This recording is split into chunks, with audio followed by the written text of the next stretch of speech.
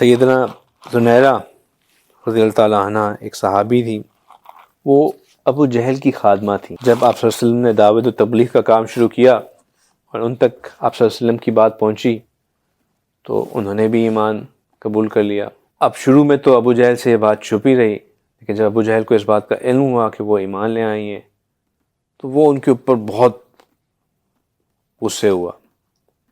پہلے ان کو بہت ڈانٹا ڈپٹایا، وہ نہ مانی۔ پھر اس نے کہا کہ میں اس کی سب کے سامنے بے عزتی کرتا ہوں۔ انہوں نے سب لوگوں کو جمع کیا اور ان کو بہت بے عزت کیا، لیکن وہ خاموش نہیں۔ اب ان کے خاموش رہنے پہ ابو جہل کو اور غصہ چڑھا، اس نے ان کو پکڑ کے مارنا شروع کر دیا۔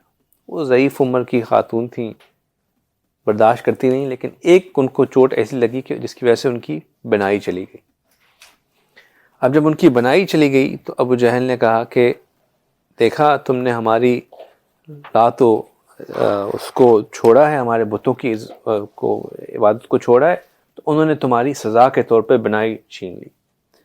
جب انہوں نے یہ بات سنی تو یہ ان کے دل پہ بھاری بھاری گزری۔ وہ الگ ہوئیں اور جا کے مصلی پہ بیٹھ کے فوراً رونا شروع ہو گئی اور بے انتہا روئیں۔ انہوں نے کہا کہ یا اللہ، جب تک بات میرے تک تھی میں برداشت کرتی رہی، انہوں نے مجھے ڈانٹا بھی، ذلیل بھی کیا، مارا بھی، میں سب کچھ برداشت کرتی رہی، لیکن اب وہ ایک ایسا طعنہ دے رہے ہیں جو کہ آپ کے اوپر ہے اور یہ مجھ سے برداشت نہیں ہو رہا۔ یا اللہ، میرے پاس کچھ نہیں تھا، یعنی کہ جب میرے پاس ایمان نہیں تھا تب آپ نے مجھے بنا عطا کی ہوئی تھی، بنائی عطا کی ہوئی تھی، اور اب جب کہ میرے پاس ہر کچھ ہے یعنی ایمان ہے تو اب آپ نے مجھ سے بنائی عطا کر دی اور اب مجھے یہ طعنہ دیتے ہیں۔ میں آپ سے دعا کرتی ہوں کہ آپ مجھے اس بنائی کو واپس لوٹا دیں تاکہ میں ان کو جا کے ان کا منہ چپ کرا سکوں۔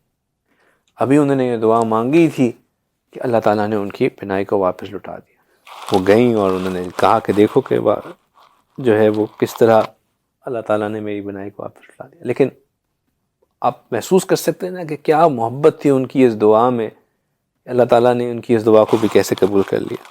جب محبت الہی کا جذبہ انسان کے دل میں ہوتا ہے تو پھر اللہ تعالیٰ اس کی بڑی قدر کرتے ہیں۔